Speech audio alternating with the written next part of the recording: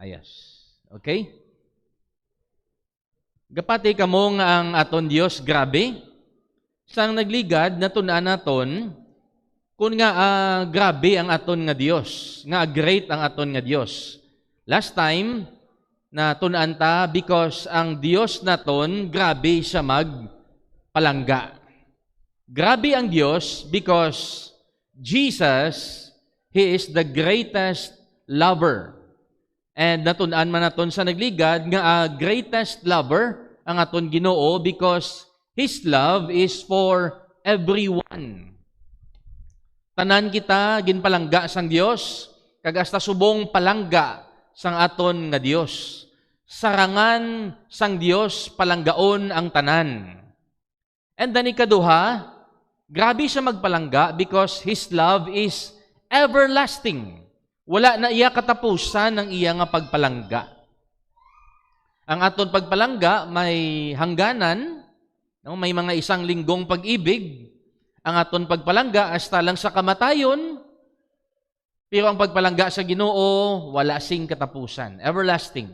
And number 3, great ang love sa aton Ginoo because His love is extraordinary. Ang iya nga pagigugma wala sing katupong, wala sing kaangay. Okay? So kaina namangkot ko sa inyo, you can give without loving. Pwede ikaw kahatag nga wala ikaw nagahigugma, pasapayan siguro nga paghatag, but you cannot love without giving. Bangod kay ang aton nga Ginoo, grabe siya magpalangga, hindi pwede nga hindi siya maghatag. Hindi pwede nga manginbagit ikaw or hindi ikaw maghatag kung nagahigugma ikaw. Kung may gugmaon ikaw, mahatag ka gidna.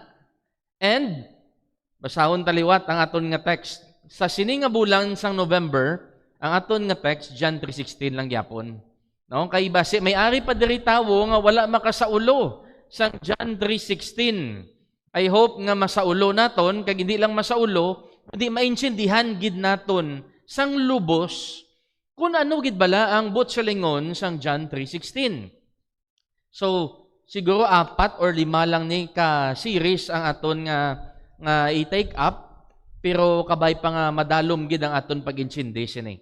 Pangabayon ko kamo liwat sa pagtindog. Basahon naton ang verse nga ginhambal the heart of the Bible, ang John 3:16. Ready? Read. For God so loved the world that He gave His only begotten Son, that whosoever believeth in Him should not perish but have everlasting life. Mga muyo kita, langit no namon nga Dios, we thank you kay ginpalangga mo kami. Bisan kami Ginoo, hindi takos nga palanggaon, bisan sang una Ginoo kontra mo kami, bisan kami Ginoo makasasala, si Kristo Jesus nagpalangga sa amon. Ginhatagya ang iya nga kabuhi sa amon sa pagpahayag sang iya dako nga gugma. Gani Lord sa sini nga adlaw, tuy-tuyi kami kag tagai kami sang kaalam nga langit nun sa pag-intindi sang imo balaan nga pulong. Ginoo, mangin takos man kami tani sa pagbaton sang blessing sang imo nga pulong. Buligi kami nga maintindihan namon kag maaplikar namon sa amon nga kabuhi para Ginoo magagrow kami spiritually. And Lord, gamita man ang kubos nimo nga alagad sa pagpatpat sang imo nga pulong. Holy Spirit, kabay pa ikaw gid magapanghikot sang tanan-tanan sa sining nga adlaw. Ining amon pangamuyo sa ngalan ni Jesus nga amon manluluwas. Amen. Magapong ko ang tanan palihog. Sa nagligad na tun-an naton nga ang Ginoo is the greatest lover because sa first phrase ng John 3:16, for God so loved the world. Palangga iya ang bilog nga kalibutan. And then, subong ang tun-an naton that He gave His only begotten Son. Ang Ginoo hindi lang greatest lover, kundi He is the greatest giver. So ang title sang mensahe naton subong nga adlaw, Our God is the greatest giver. Our God is the greatest giver. So mamangkot ko anay sa inyo. Ano ang ginapanghatag sang mga big time? For example, ginakonsider mo imo kaugalingon nga mangganon or big time, galante. Ano ang ginapanghatag sa mga tao nga galante or big time? Ha? Kwarta. House and lot. Okay, ano pagid? Damo lang siguro. Ang aton nga Ginoo big time. Grabe siya maghatag. In fact, siya ang pinakagrabe maghatag. So ano ini ang ginapanghatag sang Dios nga mahambal naton that He is the greatest giver. Number 1, He gave His promises. Ang Dios naghatag sang iya nga mga promesa. When He say He gave His promises, ambot silingon sina, ginhatag ya ang iya nga pulong. He gave His word. Inablang maghambal ka sa tao, I gave my word. It means, wala pa na matabo, pero himuon mo na kay nakapangako ka na. Amo nang aton nga Dios, hindi na sa kabalo magbutig. Kung ano ang ginpromesa ya, ginahimo ya gid ina. And He gave His promises. In 2 Peter 1, verse number 4, the Bible says, whereby are given unto us exceeding great and precious promises. Gintagaan kita sang sobra-sobra kagrabe kag kamahal nga mga promesa. Hindi lang promesa, kundi mga promesa sang aton nga Dios. Kulang taon nato ng kabuhi ni Noah. Si Noah gintagaan sang Dios sang covenant. You know the story, ang kalibutan puno sang kalautan. Tanan nga ginabatsyag kag ginapanumdom sang taho according sa Genesis chapter 6 is only evil continually. Nabasi maminsar mo, siguro mga tao sang una nagainom, nagasugal, nagapamatay. Yes, evil ina. Pero hindi lang amuna ang evil. Just like subong.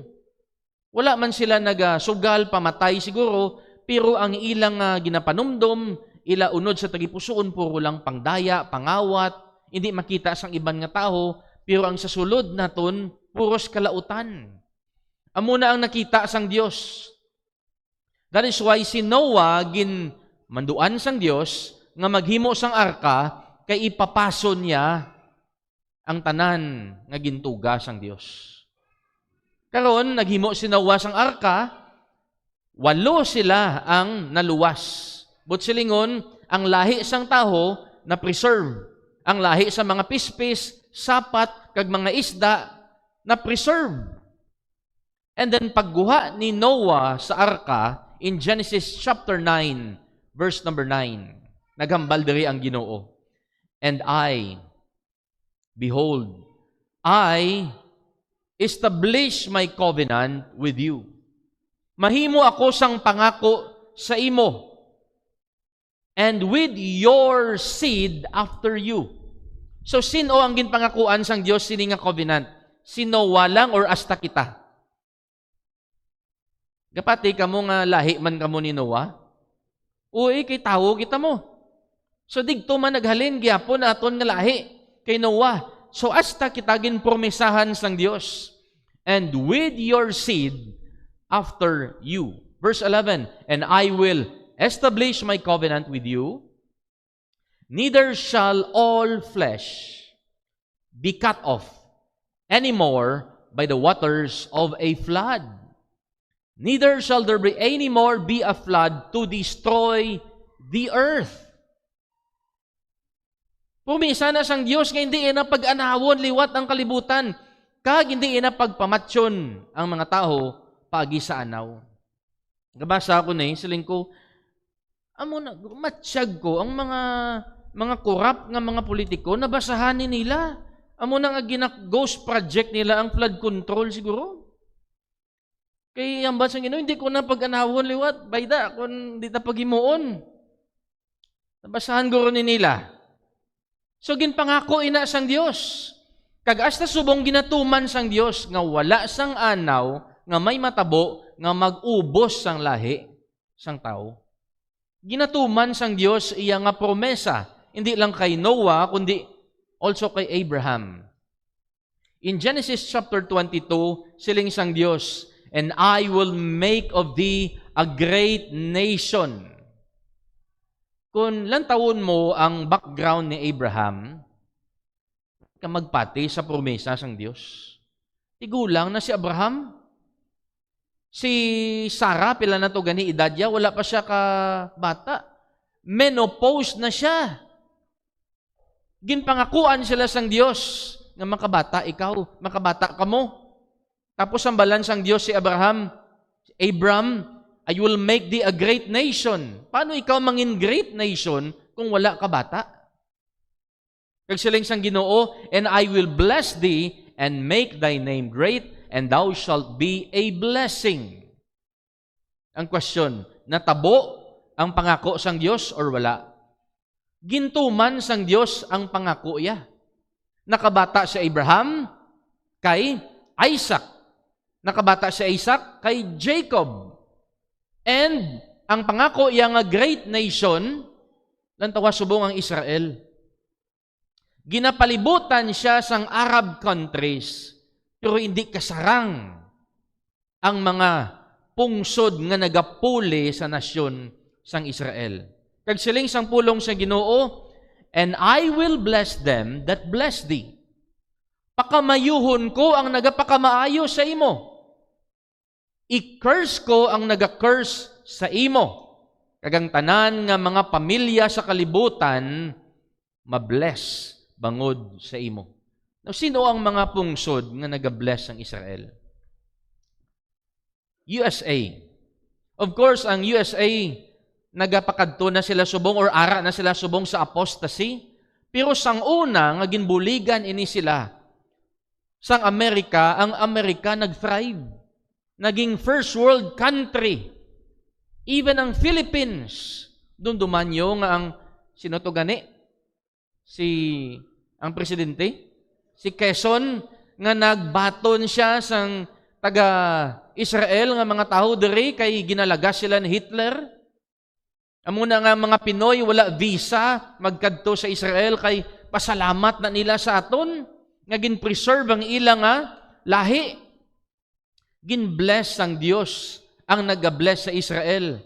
After sadto kabalo kamo, sunod-sunod ang pagpadala sang Dios ang missionary diri sa Pilipinas. Amuna naglapta ang pulong sang Dios, naglapta ang matudtuod nga Christianity.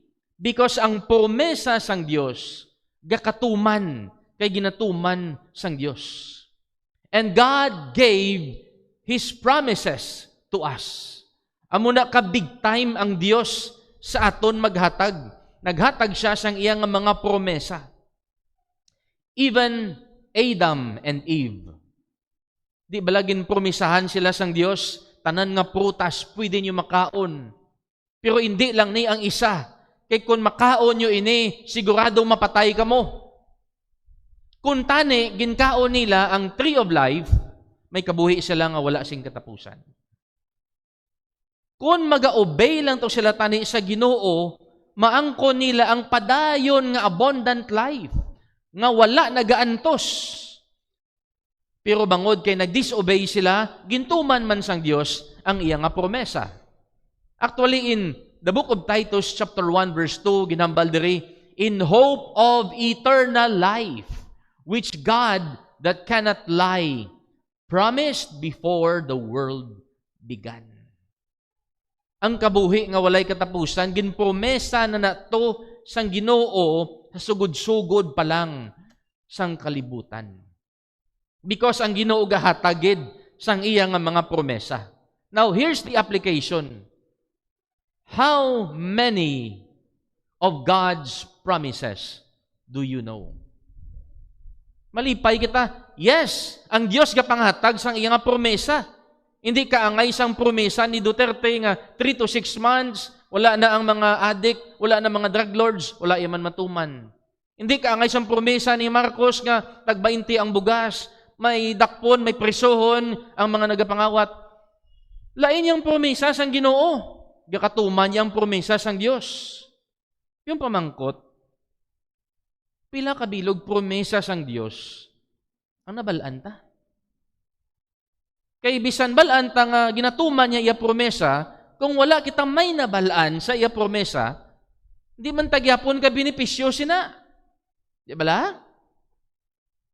Sang nagligad nga si Mana, na disgrasya to ang isa ko kataho, tiyo na ni Pastor Noe, na bali gid iya nga tulan. So, in short, ang balayran 125,000. Kadlaw pa sa. So, magwa na kami sa ospital para makabulig-bulig tani, mangita kami PhilHealth kung may ara. Sila nga, why PhilHealth? Why good PhilHealth, sir? ID. Wala man ID. Bisan ID na lang, wala gid. Barangay ID, wala man. Sige, antes na magwa, hindi pa kami gali kagwa, ano isa ulihin na lang gid, last minute, naghambal to ang credit and collection, kag PhilHealth office dito sa ospital. May PhilHealth siya gali, wala lang sa kabalo. Okay? So, kay bangod kay may PhilHealth siya, ang balaydan na buhin-buhinan, 20 mil. Nanugon pa na. So, kung wala tumabukadan, nga may PhilHealth siya, wala gid na buhin-buhinan. Amo man na sa promesa sang Dios, kung wala kita kabalo sa mga promesa sang Dios, di man kita ka-avail sina. So, ano abi ang mga nabalaan nga mga promesa sang Dios? Do you know Philippians 4:13? Okay, ano na sa nga klase promesa sang Ginoo? Ha? Nga mahimo nato ng tanan pagi kay Kristo nga pabakod sa aton. So kung balaan ta na, then makahawid kita sang sina nga promesa, maka-avail kita. Do you know Philippians 4:19?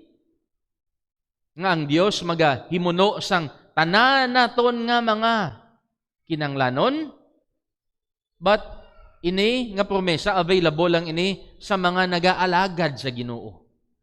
Do you know Hebrews 13:5? Nga ang hambal sang Ginoo, hindi ko kamo pagbayaan, hindi ta kamo pag-isikway, basta hindi lang kamo maging covetous, salig lang kamo sa akon. Do you know Matthew 28:20? Ang balidra bala nga, upod nyo ko, bisan diin kamo. I am with you always. Or 2 Chronicles 20:15, ano ni sa nga promesa? Kung hindi ko magsala, no, nakalipat ko, nga ang Ginoo maga-away sa aton, nga away. Ano pagid? Romans 8:37, we are more than conquerors. Exodus 14:14, nalipat ko gani isang siningang promesa. Ilang taon ko lang karon. Psalm 91:1, nga may secret place nga ginahalungan ang Dios kung nagakadto ikaw dira. How about 1 John 5:4? Nga bisan ano ang aton ipangayoon, ihatagya. Pero dapat kabubuton niya. So, hindi lang amuni ang promesa sang Ginoo. Kadamo-damo diri sa pulong sang aton nga Dios. Pwede naton ma-avail. Galing ang budlay, wala ta kabalo. Kinanglan hibaluon naton, kinanglan basahon naton, kinanglan intindihon naton, kag kinanglan dumdumo naton para sa tion nga mga problemado kita kag maluya kita amuning aton kaptan para mangin makusog kita, para mangin we can do all things through Christ which strengtheneth us. One time si Jesus naghambal sa iya nga mga disciples, naghatag siya sang isa ka promesa sa may Mark chapter 4. Siling ni Jesus in verse number 35, let us pass over unto the other side. Nakaministry na di sila, sakay sila sang baruto, siling ni Jesus, makadto kita sa tabok.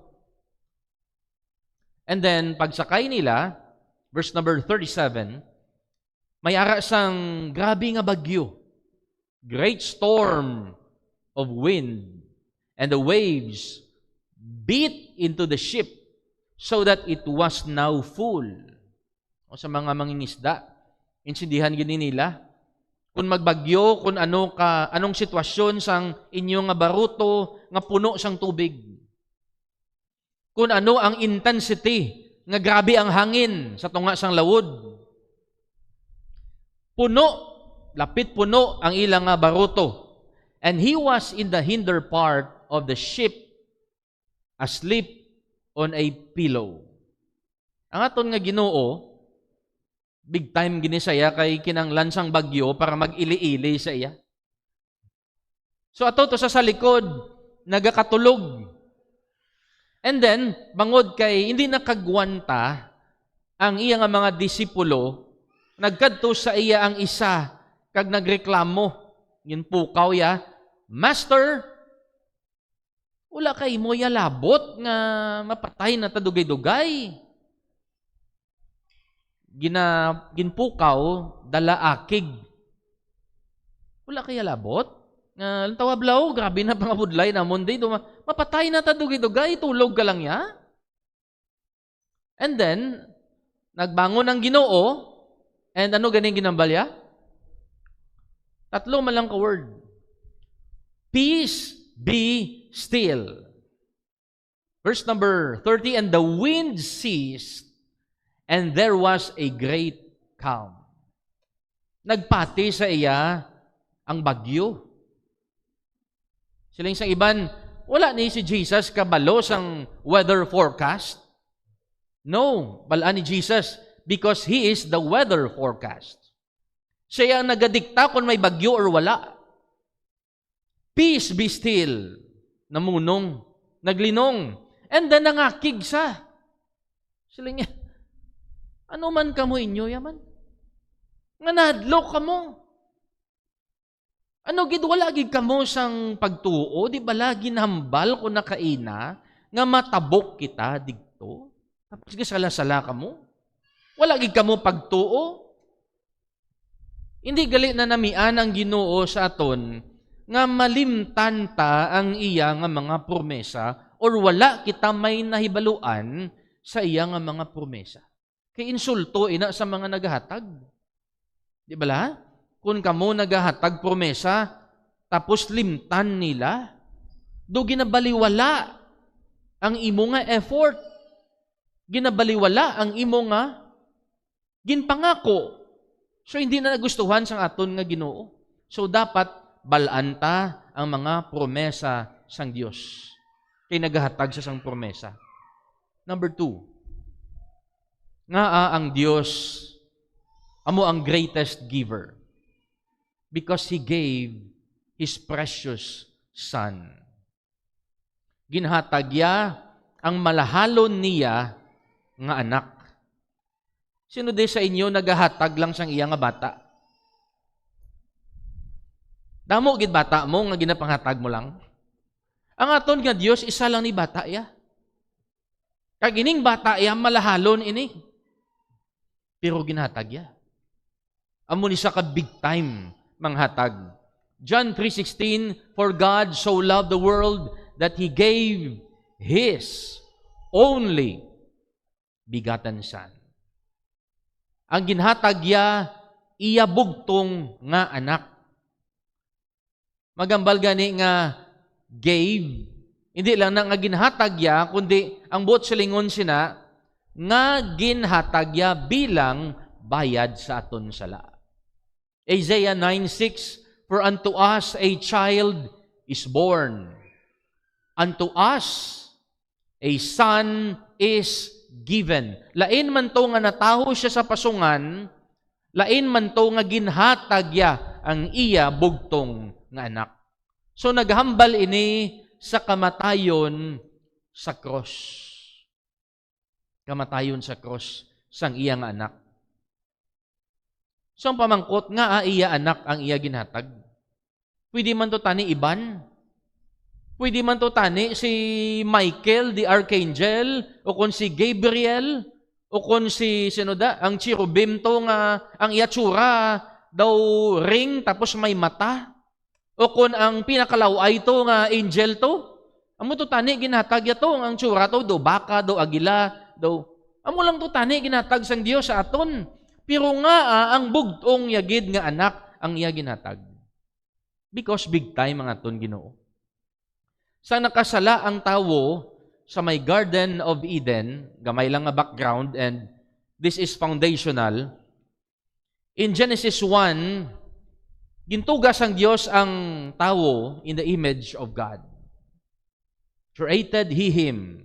According sa Bible, pagtugas ang Dios sa tawo, lalaki kag babae, image of God. Ginklaro ina sang Ginoo naton. So image of God sila, pagtugas ang Dios, pero nakasala sila. Sang gin-disobey nila ang mando sang aton nga Ginoo. Kag bangod kay gin-disobey nila ang mando sang aton Ginoo, nadula na to ang ila pagiging image of God. Na take up taman ni last time, sang ginpalaya sang Dios si Adan kag si Eva, ginpabayuan sila anay sang Dios. But silingon, may sapat ato nga ginpatay para makabayo si Adan kag si Eva. According sa Revelation, ang sapat nga to, amo to, ang aton Ginoong Hesukristo. Revelation 13:8, the Lamb slain from the foundation of the world. Kamatayon ato gali ni Jesus Christ ang iya buot silingon. And in Colossians 1:15, nga si Jesus gid kinahanglan mapatay because He is the only image of the invisible God. Wala na sang iban nga image of God sa langit kundi ang iya nga bugtong nga anak. So kinahanglan niya manaog para mapatay.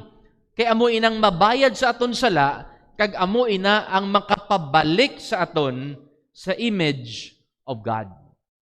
That is why in Ephesians chapter 2, in verse number 8 and 9, ginambal sang pulong sa Ginoo, kay sa bugay naluwas kita. Paagi sa aton nga pagtuo. Kag ina hindi halin sa inyo kaugalingon, it is the gift of God. Ginklaro ya diri nga ang kaluwasan ta hindi paagi sa aton pagpangabudlay, hindi sa aton relihiyon, hindi sa aton simbahan, hindi sa aton good works, hindi sa aton pagkabuot, or hindi man sa pagbayad sang kwarta. It is the gift of God. And then He said, not of works, hindi man sa inyo nga pagpangabudlay, kay base ang taho magpabugal. And then look at verse number 10. Anong yung purpose nga agin luwas siya kita?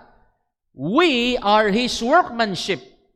Ang mga nagbaton kay Jesus, ang mga nakabaton sang bugay kag kaluwasan, nga ginhimo sang Dios, gintawag nga workmanship sang Dios. Created in Christ Jesus unto good works, which God hath before ordained. It means, ang Dios, amo na ni ang plano ya, halin sang una, that we should walk in them. Ano nang butsilingon, Pastor? Pagtugaya sang tawo, gusto sang Dios, image of God. Galing na dula sang pagpakasala. Karon kita, gusto sang Dios nga luwason para magbalik kita digto sa original state naton bilang image of God. Amo niyang balya, which God hath before ordained sang una, amo na niya gusto. Nga laktan naton. Ano ina? Ang pagiging image of God. That is why si Jesus, ang iya kamatayon, amo ang nag-reconcile sa aton kag sa Dios. Romans 5:8.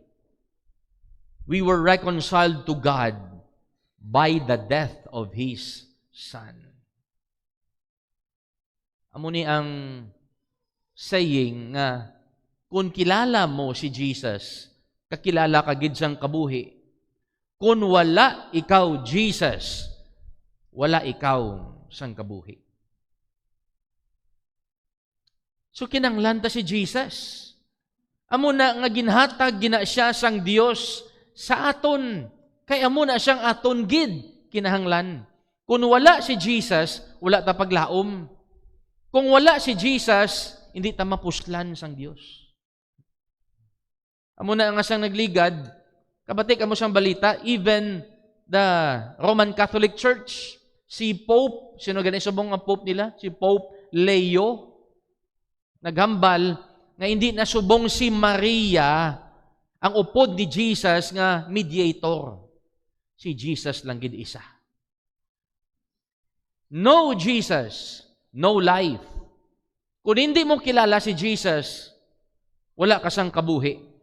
Acts 4:12, neither is there salvation in any other.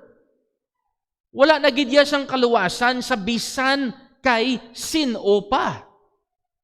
Kay wala na sang ngalan nga ginhatag sa idalom sang langit para maluwas ang tawo. Ano ini nga ngalan? Ginambal ni Apostle Paul sa may Romans 6:23, ang kabayaran sang aton sala kamatayon ini ni Jesus, pero ang regalo sang Dios, ang ginhatag sang Dios, kabuhi nga walay katapusan, paagi. Paagi. Kay sino? Kay Maria? No. Through Jesus Christ our Lord. Amo na nga si Jesus gid dapat. Amo na nga si Jesus gid ang ginhatag sang Dios.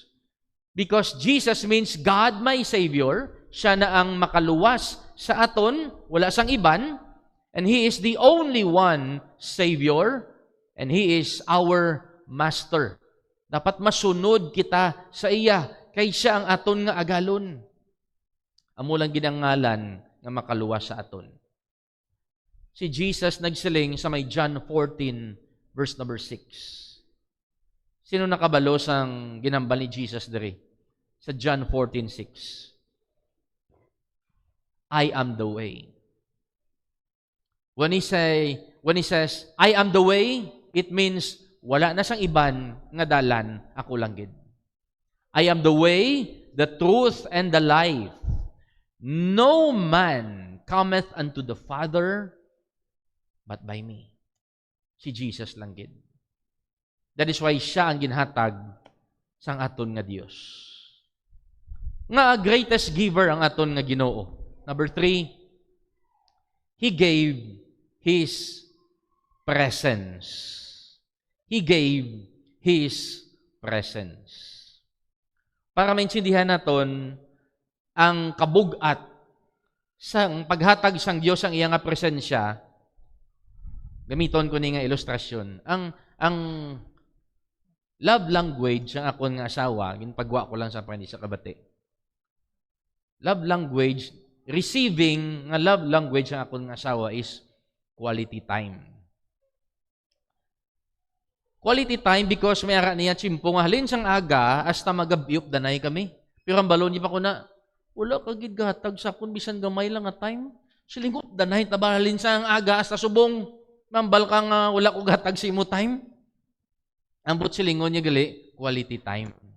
Nga makaistoryahanay gid kamo bala nga kamo lang intimate. So amo inang but silingon nga ang Dios naghatag sang iya nga presensya sa aton. It means nagahatag siya sang iya nga tsimpo. And sino sa inyo nakahibalo that time is the most precious commodity. Ang tsimpo among pinakamahal sa tanan. And because God is the greatest giver, He gave us His presence through the Holy Spirit. Ara ang presensya sang Dios. Ina balang gusto mo magpasiti, ma-shopping ka, pero wala tsimpo ang friend mo sa imo? Gusto mo, pud mo siya, pero ang friend mo, sila, bisan sa ako, sige, updan ta ka. Amo na ang aton nga Dios. Ginhatagya ang iyang nga presensya sa aton. Ginhatagya ang iyang nga tsimpo sa aton pagi sa Holy Spirit. Romans 5, verse number 5. And hope maketh not ashamed, because the love of God Sila nga palangga kita sang Dios, kay bangod palangga kita sang Dios, ginula sang Dios ang iya pagpalangga sa aton nga tagipusoon pagi sa balaan nga espiritu nga ginhatag sa aton. Karon ko lang ni naintindihan nga bangod kay palangga kita sang Dios, ang ginhatag ya pagid sa aton iya presensya. Iya tsimpo. Updan ya kita. That is why Holy Spirit ang iya ginhatag. Si Moses nakulbaan because tubangon niya si Pharaoh. Kung ibutang mo ang imong lawas sa sapatos or tsinelas ni Moses, iatubangon mo ang pinaka-powerful person sa bilog ng kalibutan. Butang tabi subong, ikaw, nga ordinaryo lang nga tawo, nga shepherd, kung trahon mo si Putin, mabato ka siya? O kung trahon mo si Kim Jong-un, nga may mga nuclear bomb, ikaw ahaw-ahaw ka lang? Amo na yung sitwasyon ni Moses ang una. Tubangon niya si Pharaoh because Egypt among superpowers ang una. Kulbaan sa. And then siling sa Ginoo, sundalang kubla, ako bala sa imo. Exodus 33, verse number 13. Siling sang Diyos, now therefore, Moses, I pray thee, if I have found grace, o si Moses nagli nagambal, Lord, pangamuyo ko sa imo, kung may bugay ikaw nga ihatag sa akon, show me thy way. Kabudlay ni siyang ginapahimo mo sa akon. That I may know thee. Gusto ko ma-experiensyahan ikaw. Updi ko di bala Ginoo. That I may find grace in thy sight and consider that this nation is thy people. Lord, hindi ko kasarang sa akon nga obrahon. Buligi ko. Verse number 14, and he said, siling sang Diyos, my presence shall go with thee, and I will give thee rest. Kung sa aton pa, ako bahala sa imo, danda ka. Sino nang kulbaan mo? Si Pero, ako bahala. Hindi na siya kamove sa akon. Makapahuhay ka, kay upod ta ka. Upod mo ko. And then siling ni Moses, Lord, kung hindi mo ko pag-updan, hindi na lang kami pagdalato sa promised land. Basta, Lord, updan mo ko, Lord, ha? Amuni ka-importante ang presensya sang Diyos. Nga ginhatag, gina sa aton, ang balaan ng Espiritu. Amuni nga pagtabok day Moses, or wala pa sila katabok, ara na to ang pillar of fire, pillar of cloud, kun aga, pillar of fire, kun gabi, kay presensya ina sang Diyos. Nagambal pagid ang pulong sa Ginoo atong bato nga to nga nagwa ang tubig para nakainom sila nga mga Israelites. That rock, sino? And that rock was Christ. Ginaupdan gid sila sang Dios. So why does God want to give His presence? Of course, gusto yata buligan. Ano pagid? Gusto yata i-strengthen. Gusto yata i-guide. Gusto yata kita maka-fellowship. Dumduma ba lang mga times nga nakulbaan ikaw? Dumduma ba lang times nga wala ikaw may ginasaligan, wala ikaw may ginakaptan, uncertain ang imo nga buwas? Sinong kinanglan mo gid? Di ba lang manami kung mabatsyagan mo gid nga, upod ko ikaw, Ginoo. Amo nang gusto sang Dios. And ano pagid ang purpose sang Dios nga ginhatagya ang iya nga presence. Ari may ara nga principle iatag ko sa inyo. You become the person you always want to be with. Sakto man sa inyo, kung sino to ang mga ginaupdan mo pirme, nagaparihos ikaw sa ila. So kung upod naton gali, ang presensya sang Dios pirme, anong gina-expect sang Ginoo? Nagaparehos man kita sa iya, batasan. So if we truly have the Spirit of God, then we should be like Him. Amo nang ginambal sa Galatians 5:22 and 23. Kung may espiritu ikaw sang Dios, maparehos kagid batasan ni Jesus. The fruit of the Spirit is love, then there's joy, peace, long-suffering, gentleness, goodness, faith, meekness, and temperance. It means, kung magtrabaho ikaw, hindi ikaw nga Kristohanon ang ginaugtasan sang imo office mate. Ikalaw ay na iya nga Kristohanon ikaw patong ulugtasan sa inyong opisina. Ikaw patupirme ang irresponsable.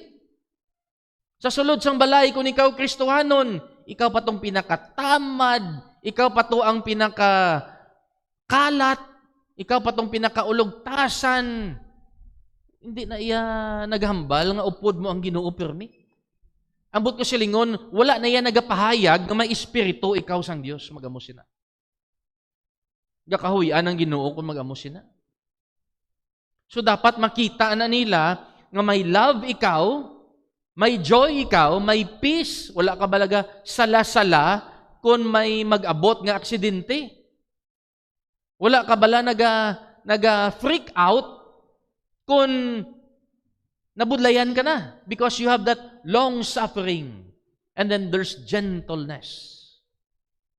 And then alwan ka man, goodness. And then grabe man ang imo nga pagtuo, faith. Tapos, meek ikaw. Dulo ikaw pambalon. And then, pwede ikaw sa grabe nga problema, pwede man ikaw sa tawhay. That's temperance. Dapat makita ina sa aton kung may espiritu giman kita sang Dios nga nagaupod sa aton. Romans 8:9, but ye are not in the flesh, but in the Spirit. Ara na kamo kuno sa espiritu, wala na kamo ya sa unod nonyo nga pangabuhi, kun tuod gid man nga ang espiritu sang Dios nagaistar sa inyo. Siling ni Paul, yari subong, ang bisan sino nga tawo nga wala espiritu ni Kristo, hindi siya iya sang Dios. So makita na gali sa aton nga panghulag, paghambal, kung may espiritu ginman kita sang Dios, kung upod naton permi ang presensya sang Dios, gaparehos kita sa iya. That's why nagambal diri ang 2 Corinthians 13:14. Sa mga naluwas, ara ang bugay sang Dios. The grace of our Lord Jesus Christ. Hindi lang grace ara sa aton, the love of God. May bugay kita, halin kay Jesus, and then we have the love of God. And He said, the communion of the Holy Ghost. May namangkot, anong butsilingon sang communion? May nagsabat, pagpangalawat. Communion means partnership. Commune. Partner ka mo sang balaan nga espiritu. Kung may Holy Spirit ikaw, ara ang presensya sang Dios, upod ta pirme ang aton Ginoo. Wala yata ng pabayaan. Si Jesus, nagpromesa siya sa iyang mga disipulo sa Holy Spirit. In John chapter 14, nagambal siya, even the Spirit of truth, whom the world cannot receive. Ang kalibutan kuno hindi nila mabaton ang Espiritu sang Dios. May ari pa diri nga wala nakabaton sang Espiritu sang Dios. Dapat mabaton mo. Dapat iya ka sang Dios, kaya kung wala ka Espiritu sang Dios, iya ikaw sang kalibutan. The Spirit of truth whom the world cannot receive, amo nang hindi sila kaintindi, sang ilikoton sang Dios, sang pulong sang Dios, Sang pamaagi sang Ginoo, kay iya sila sang kalibutan. And then he said, because it seeth him not. Because hindi man nila maintindihan ang Espiritu sang Diyos. Neither knoweth him. Pero siling ni Jesus, but ye, kamuya, kilala niyo siya, ang Espiritu sang Diyos. For He dwelleth in you, and shall be in you. Ara, gina siya pirmi sa inyo. And then He said, I will not leave you comfortless. I will come to you. Ang word ring ng comfortless, it means orphan. Hindi ko kamo pagbayaan. Hindi ko kamo pagkabigon nga kaangay kamo sa ang ilo nga ginbayaan ko. I will not leave you orphans. I will come to you. Through the presence of the Holy Spirit. Amo na kabig time ang aton Ginoo manghatag. Our God is the greatest giver because He gave His promises. He gave His precious Son. Sa diri pa lang adaan, do kabudlay na gidya takson kung ano kaaluan sang Dios. Ako pangayoon niyo bata ko, bisan di na taas ilong niya, hindi ko na siya paghatag ya. Isa lang na ya bata ko, yung Ginoo ginhatag ya. And number 3, He gave His presence. Ginaupdan kita sang Dios. Ginatagaan niya tatsimpo nga updan kita. Diri ang akon nga closing. Romans 8:32. The Bible says, He that spared not His own Son. Wala iya gani ginpunggan ang iya nga anak nga ihatag sa aton. How shall He not with Him also freely give us all things? Ano pa nga butang ang hindi iya mahatag sa aton? Kung ginhatag iya ang pinakamahal sa iya, ang iya bugtong nga anak. Mga muyo kita sa Ginoo. Amay namon nga langit doon, dako ang amon nga pagpasalamat nga nahibaluan ini namon Ginoo nga ikaw gali ang pinakagrabe kag kaalwan nga manughatag. Ginoo, salamat gid sa ingin panghatag nimo, hindi lamang Ginoo material things, kundi ang mga pinakamahal gid sa imo Ginoo, kag ang pinakasakit sa imo Ginoo ginhatag mo pa sa gihapon sa amon. Lord, teach us sa sini nga mensahe nga kung naghatag ikaw sa amo ina kadako kag amo ina kamahal, ang amon nga kabuhi Ginoo, hindi gani Ginoo kabalor, hindi gani Ginoo katumbas sa ginpanghatag mo. Pero kung kaisa, gadinalok kami Ginoo sa imo. Bisan sa paghatag lang man sa amon nga pagpasalamat, gakalipat kami. Paghatag sa amon nga tsimpo sa tion nga gina-require mo kami Ginoo nga mag-fellowship. O kung tsimpo sa pagpangamuyo, tsimpo sa pagbasa sa imo nga promesa, tsimpo sa pag-alagad sa imo, tsimpo nga maghimo sa imo nga hilikoton, tsimpo kagamay nga kantidad sa paghatag sa amon nga mga dulot kag pagigugma sa mga utod nga bululigan, hilikoton Ginoo nga mapadayon. Lord, patawara kami Ginoo because damo Ginoo ang amon nga mga kapaslawan sa imo. Kabay pa Ginoo, ang paghibalo namon sini nga mensahe nga sobra-sobra ning imo ginhatag. Magalapaw Ginoo sa amon nga pag-insindi nga kami man Ginoo igatulod nga mangin maalwan man sa paghatag sa imo. Kung ano man. And Lord, we thank you nga gin-bless mo kami sa mga madamo nga butang bisan pa Ginoo hindi kami takos kag hindi kami Ginoo mahinatagot. We pray Lord nga padayon ikaw magahikot sa amon so that kami Ginoo nga mga anak nimo mangin kaangay man ni Kristo Jesus. Salamat kid sa sininga adlaw. Ang tanan nga pagdayaw, pagpasidungog, salamat. Sa ngalan ni Kristo Jesus, nga amon maluluwas. Amen and amen.